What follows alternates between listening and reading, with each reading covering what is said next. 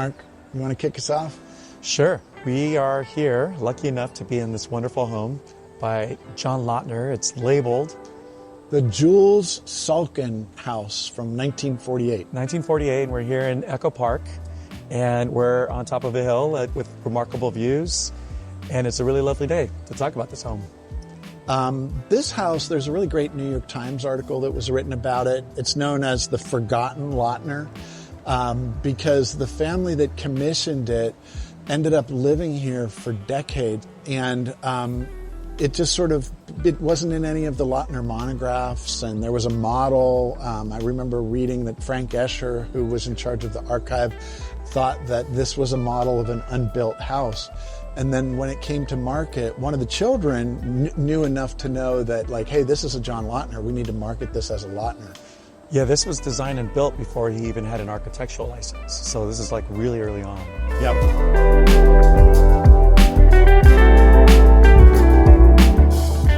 What was the story with the roof? Oh, wow. This house sits on this 2 double post structural system every 8 feet and then 16 feet. Mm-hmm. And the prefabricated triangular truss is what provides the lateral stability for this whole thing. Yeah, because the structure, the way it is allows the walls to be free. So in some locations, the roof line, the interior meets all the way to the roof line, and then in other places it recedes. Like on this side, you can see it, there's a Clerestory window there, and then there's nothing on this side. So it's really playful with the roof. Yep. And then the current owner, who's been a fantastic steward, she's owned the property for about 11 years, and she had the wisdom to hire Barbara Bestor, who's an architect of some renown in her own right.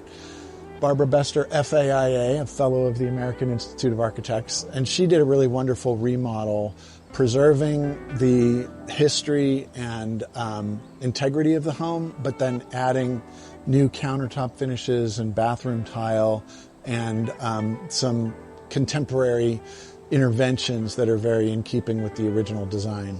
Her interventions are great. I mean, she did it at Lautner's Silvertop as well, and so she does this. And remarkable work. Now, as you're talking, I'm looking at these gutter details. I think this is a Barbara Bestor detail, where she carried these gutters out beyond the face of the architecture in a move that's very Neutra-esque. And this is another one of those projects where the structure really helps define the spaces. So here you could see that it's, like you said, it's in those 8-foot increments, but on the inside it varies a little bit, and that helps define the organization of the way that the floor plan's laid out. Yep. So one interesting thing that this current owner did is that she actually removed square footage, which is almost unheard of. You know, in our business, people are always, well, how many square feet is it? You know, that's all they care about. Take it out to the setbacks and extrude it up 35 feet and give me the most square footage possible. Here, this carport had actually been enclosed as a separate bedroom, and the current owner tore it all back down to the original. And it's so dramatic to see this point and the architecture of those columns. Can you imagine coming up to just a blank wall? No. I think that's part of how it became a forgotten Lautner. And today we're in for a treat because of the Peter Blake installation known as Blake House 4.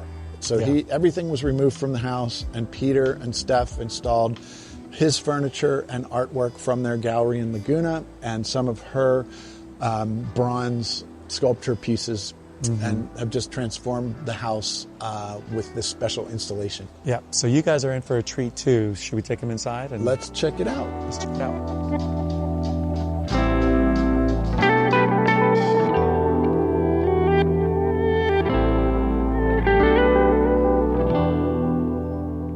So out here you really get the best of all 3 worlds, which I'm describing as the original Lautner, the Barbara Bestor intervention, and then the Peter Blake exhibition, for lack of a better word.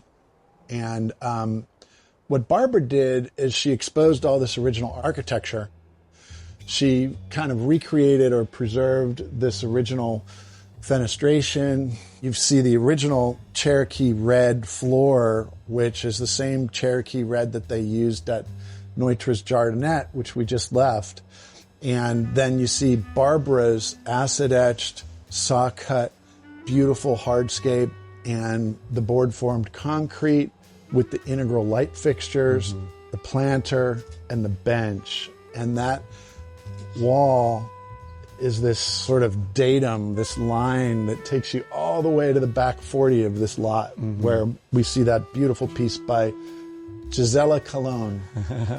I will say, I think it's really nice that a lot of this material on the exterior makes its way into the interior, again, blurring those lines between inside and outside. And as we go in, you'll see the increments of the structure at these 8-foot increments. And then here, right at the entry, it turns to 16. So it's playful in that way as well.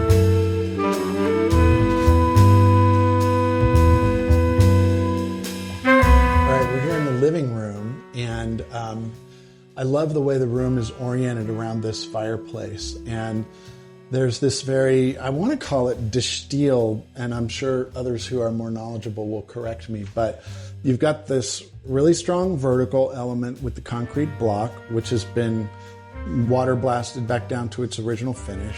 You've got the stucco, the white stucco of the chimney element, forming another vertical panel. And then you have this horizontal hearth, vertical, sort of whatever the back of a fireplace is called, coming out. And so it's a really beautiful geometric arrangement, in addition to this sunken fireplace itself that's an inch down and a black concrete up against the Cherokee red. I mean, to me, that's a really beautiful sculptural form. Yeah, when you're looking at it, you could confuse it for art. It looks like it's composed that way. And then let's talk about this window up here that's so cool.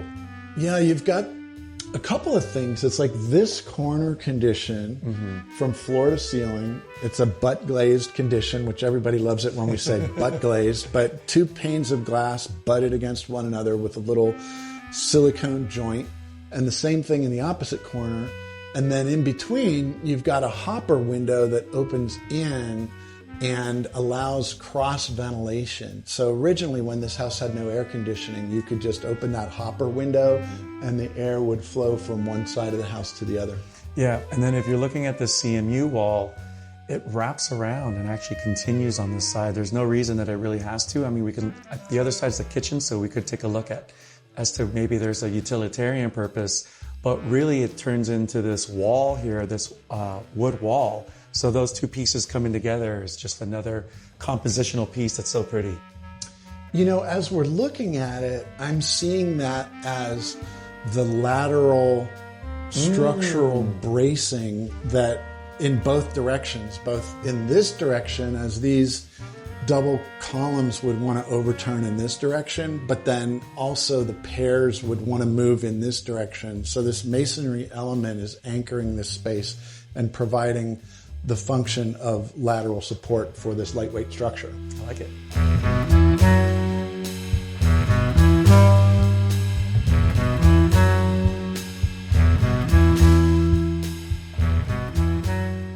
Okay, now we're in the kitchen, and you see the pairs of structural columns and the hardware at the base kind of protruding beyond the face of the cabinets. But this is a really wonderful example of old and new combined. They kept the original Cherokee red floor, and there's been some distressing over the years, some of the aggregates exposed. It sort of reminds me of Venetian, or when you're traveling in Italy and you see like the history of the plaster. That's what you see in this floor, is the history of the people who've lived in this home, because some of that distressing is exposed and has been allowed to remain.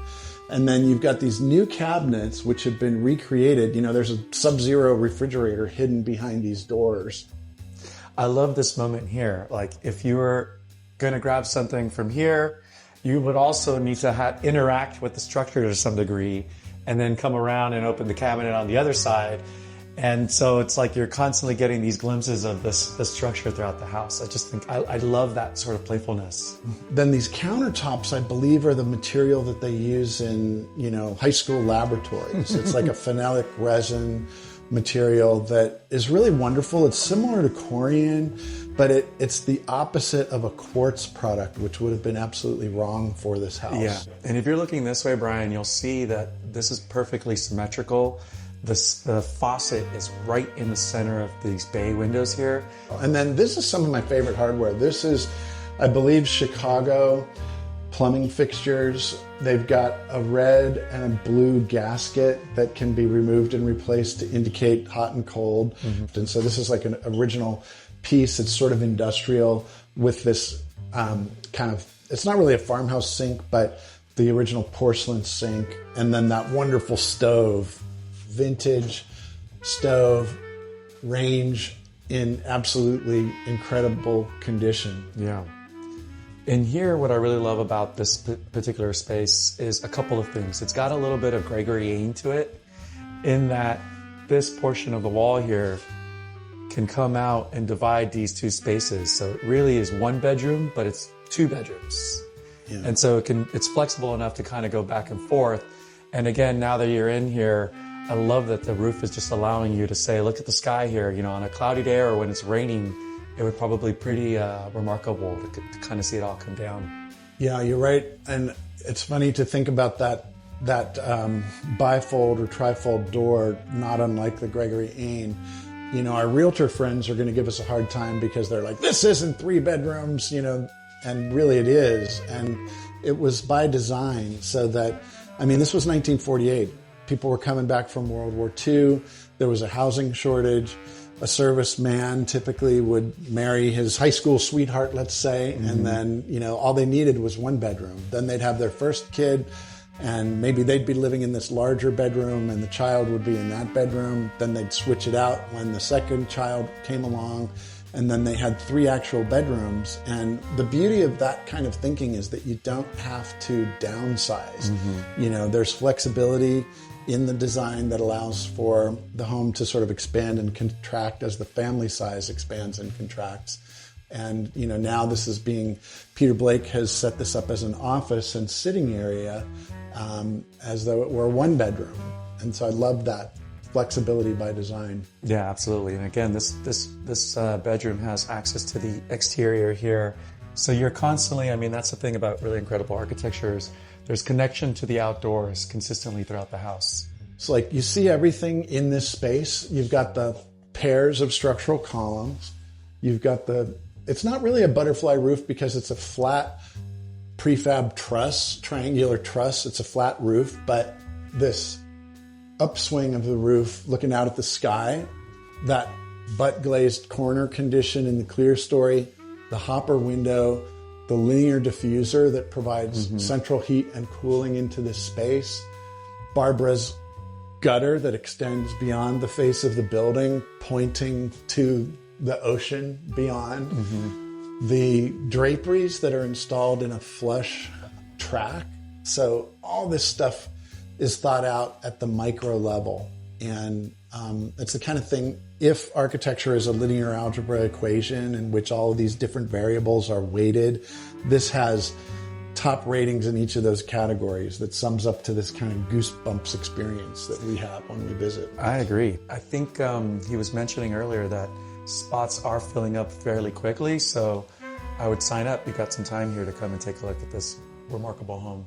Thursday is the opening night, and then by appointment through the end of November, it sounds like. All right. Well, thank you, Peter Blake. And enjoy the experience.